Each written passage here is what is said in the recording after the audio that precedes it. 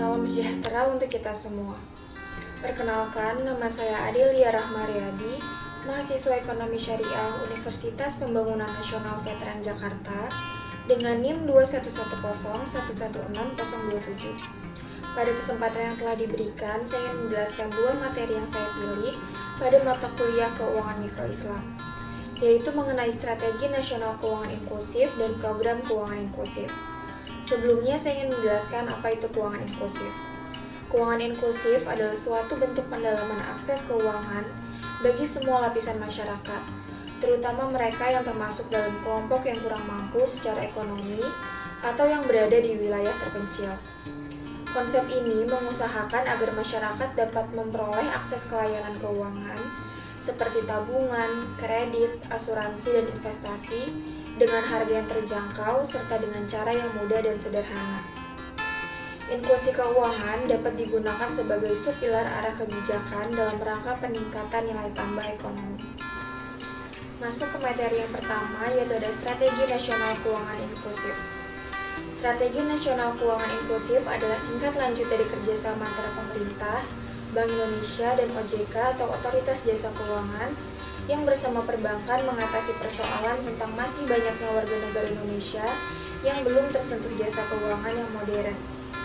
Pemerintah berusaha menjembatani permasalahan tidak membuminya jasa perbankan di Indonesia dengan menjalankan sebuah strategi, yaitu Strategi Nasional Keuangan Inklusif, yang nantinya diharapkan dapat mendorong pertumbuhan ekonomi, percepatan penanggulangan kemiskinan, serta pengurangan kesenjangan antar individu dan juga antar daerah. Pemerintah memiliki sasaran utama untuk merealisasikan Strategi Nasional Keuangan Inklusif tersebut, yaitu kepada masyarakat berpendapatan rendah, pelaku usaha mikro, pekerja migran, kelompok masyarakat penyandang masalah kesejahteraan sosial, masyarakat di daerah tertinggal, serta kelompok pelajar. Melalui Peraturan Presiden Nomor 114 Tahun 2020, keuangan inklusif akan dicapai melalui yang pertama, peningkatan akses layanan keuangan formal. Yang kedua, peningkatan literasi dan perlindungan konsumen. Yang ketiga, perluasan jangkauan layanan keuangan digital. Yang keempat, penguatan akses permodalan dan dukungan pengembangan usaha untuk usaha mikro dan kecil. Yang kelima, peningkatan produk dan layanan keuangan digital. Serta yang keenam, penguatan integrasi kegiatan ekonomi dan keuangan inklusif paling sedikit melalui layanan keuangan digital. BKF atau Badan Kebijakan Fiskal selaku anggota Dewan Nasional Keuangan Inklusif juga terlibat aktif dalam penyusunan Peraturan Presiden dan Strategi Nasional Keuangan Inklusif. BKF mendukung jalannya program kerja dari Strategi Nasional Keuangan Inklusif dengan menjadi ketua dalam kelompok kerja atau Pokja Kebijakan dan Regulasi Dewan Nasional Keuangan Inklusif. Kebijakan dan regulasi memiliki peran penting agar berbagai kegiatan dapat berjalan dan mendukung inklusi keuangan. Selain itu, BKF terlibat dalam tim Satuan Tugas atau Satgas Survei Financial Inclusion Insights yang dilakukan oleh Dewan Nasional Keuangan Inklusif untuk mengukur akses masyarakat kepada layanan keuangan formal di Indonesia pada akhir tahun 2020. Dalam survei ini digunakan pendekatan akses berupa penggunaan layanan keuangan formal dan kepemilikan akun. Dalam kaitannya dengan inklusi keuangan, pemerintah terus berupaya untuk meningkatkan literasi keuangan masyarakat, terutama dari sisi permintaan akan layanan keuangan, seperti akses kepada produk dan lembaga keuangan, dan akses kepada penyedia dan instrumen jasa pembayaran seperti uang elektronik.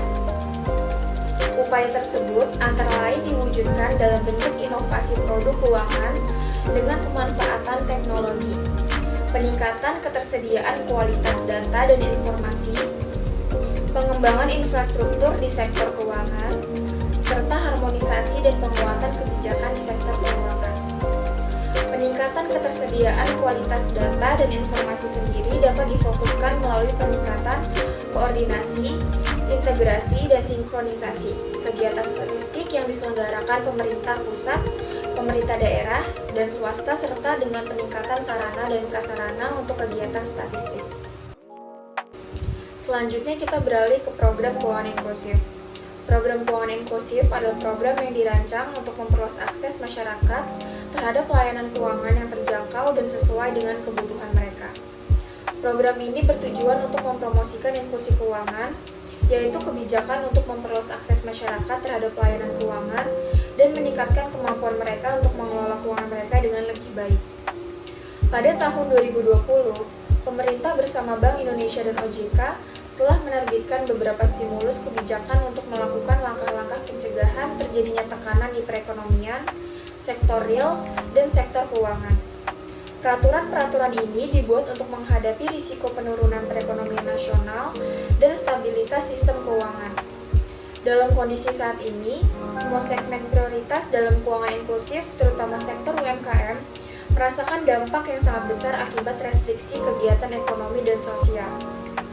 Untuk mengantisipasi terjadinya penurunan usaha yang lebih besar, serta memperkuat UMKM, pemerintah mengeluarkan serangkaian program untuk mendukung ketahanan usaha UMKM, mulai dari memberikan stimulus usaha, hingga mendorong UMKM melakukan digitalisasi untuk menyesuaikan program bisnis dengan adanya pembatasan sosial dan kecenderungan kegiatan masyarakat yang beralih ke manfaatan teknologi.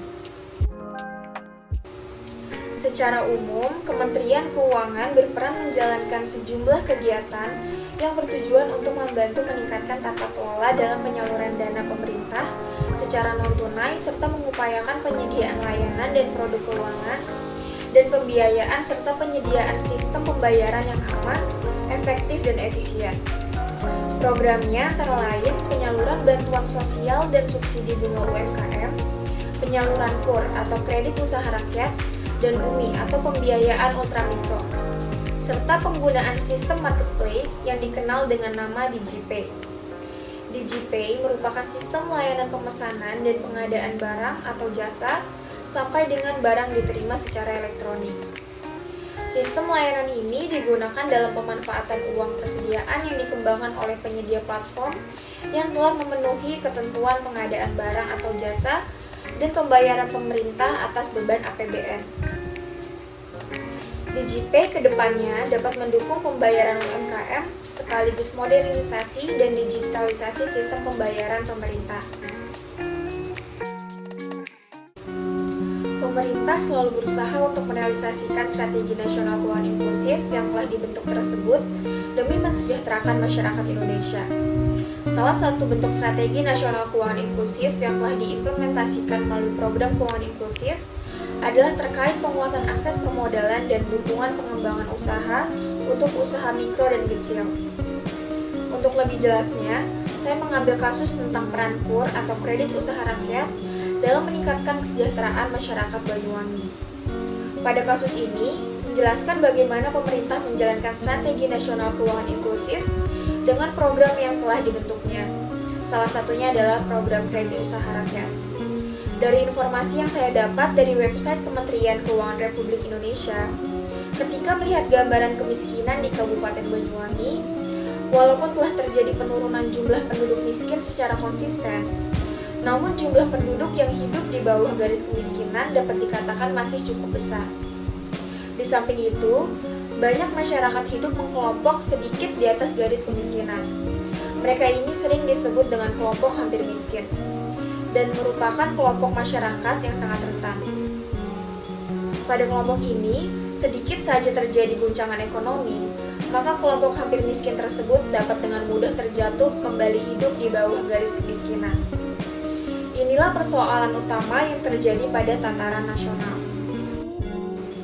KUR atau kredit usaha rakyat ini merupakan kredit atau pembiayaan modal kerja dan investasi kepada debitur perseorangan, badan usaha atau kelompok usaha yang produktif dan layak, namun belum memiliki agunan tambahan atau agunan tambahan belum cukup. UMKM dan koperasi yang diharapkan dapat mengakses KUR adalah yang bergerak di sektor usaha produktif, yaitu pertanian, perikanan dan kelautan, perindustrian, kehutanan, dan jasa keuangan simpan pinjam. Bagi usaha kecil menengah atau UMKM, sangat bermanfaat bisa mendapatkan KUR ini, karena akan mampu memberikan bantuan pembiayaan yang dibutuhkan. Pembiayaan tersebut tentu bisa digunakan untuk mengembangkan kegiatan usahanya. Tidak hanya bagi UMKM, KUR juga sangat bermanfaat bagi pemerintah Kabupaten Banyuwangi.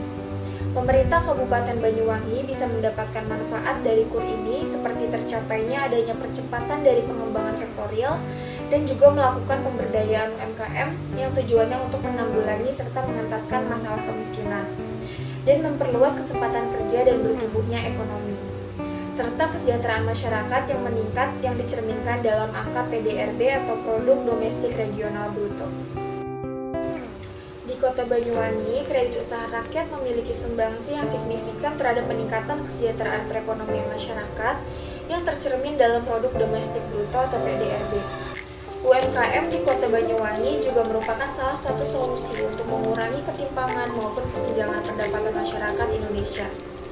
Karena sektor ini mempunyai ketahanan ekonomi yang tinggi.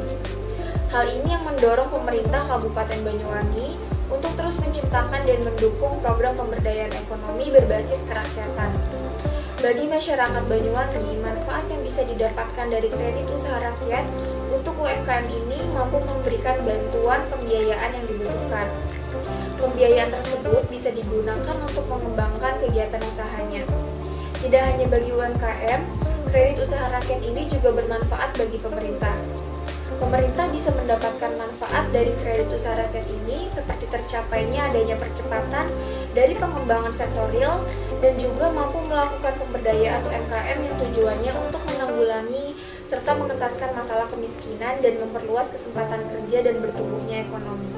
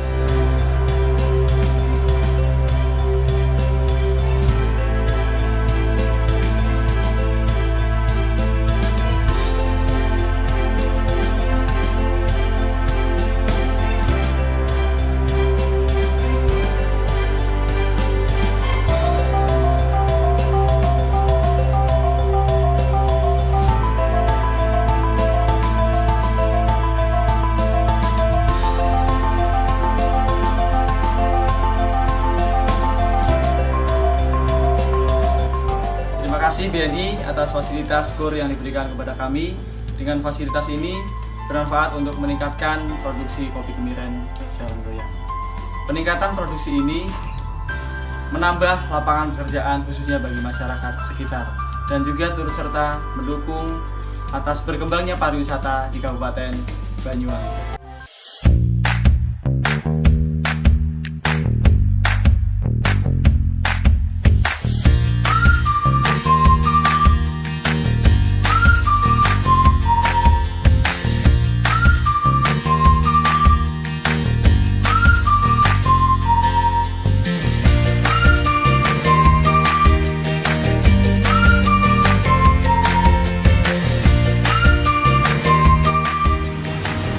Halo, terima kasih BNI atas fasilitas KUR yang diberikan kepada kami, sehingga wisata kuliner kami terus maju dan berkembang. Demikian pemaparan materi yang dapat saya sampaikan pada kesempatan kali ini. Mohon maaf apabila ada salah kata dalam penyampaian yang saya berikan. Semoga apa yang saya sampaikan tadi dapat bermanfaat bagi teman-teman yang menonton. Saya akhiri, wassalamualaikum warahmatullahi wabarakatuh.